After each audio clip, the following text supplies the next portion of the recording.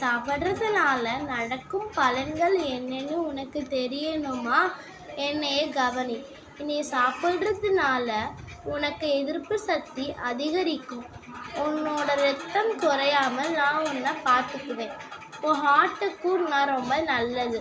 உன்னை கண்களுக்கும் நான் ரொம்ப நல்லது. நீ சாப்பிட்றதுனால நல்லா க்ளோயிங்காக இருப்ப. இதே மாதிரி நிறையா விஷயங்கள் நீ சாப்பிட்றதுனால உனக்கு நடக்கும்.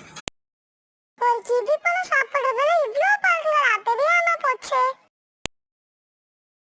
யாருக்கெல்லாம் கிவி பழம் பிடிக்குமோ மறக்காம லைக் பண்ணுங்க. உங்க ஃப்ரெண்ட்ஸுக்கு பிடிக்கும்னா ஷேர் பண்ணுங்க.